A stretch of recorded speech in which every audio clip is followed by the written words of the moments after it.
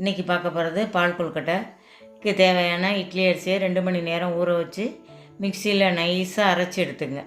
எடுத்துருக்க அரிசியோட அளவு 1/4 கிலோ இட்லி அரிசி, 1/4 கிலோ வெல்லம், ஒரு கைப்பிடி தேங்காய் துருவல், 2 ஏலக்காய்.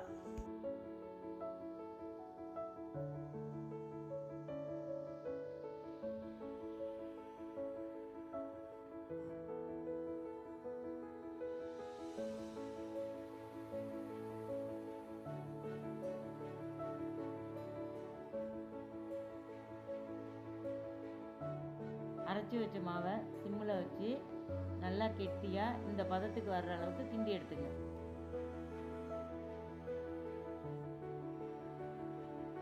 வெந்த மாவை கொழுக்கட்டை பிடிக்கிறதுக்கு முன்னாடி ஒரு லெமன் சைஸு எடுத்து வச்சுக்கோங்க.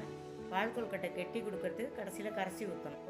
கிண்டி வச்ச மாவை சூடு ஆறுனதுக்கப்புறம் உருண்டையாக சின்ன சின்ன உருண்டையாவோ இது மாதிரி நீட்டாவோ அல்லது முறுக்கு அச்சிலையோ பிழிஞ்சு விட்டு கொழுக்கட்டை செய்ய ஆரம்பிச்சிருங்க.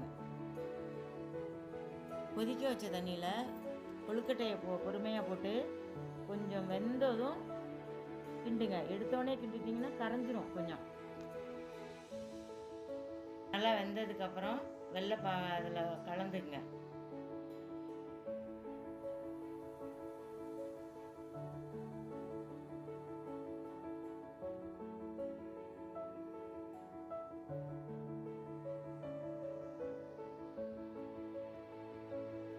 நிமிஷம் வெள்ளைப்பாகில் வெந்ததுக்கப்புறம் தனியாக எடுத்து வச்ச கொழுக்கட்டை மாவை தண்ணியில் மிக்ஸ் பண்ணி இதில் கலந்து விட்ருங்க. அப்போ தான் கொழுக்கட்டை கொஞ்சம் கெட்டியாக வரும்.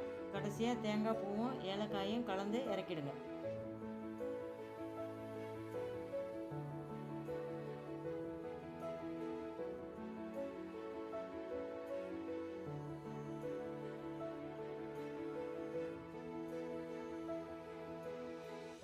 ருசியான கொழுக்கட்டை ரெடி.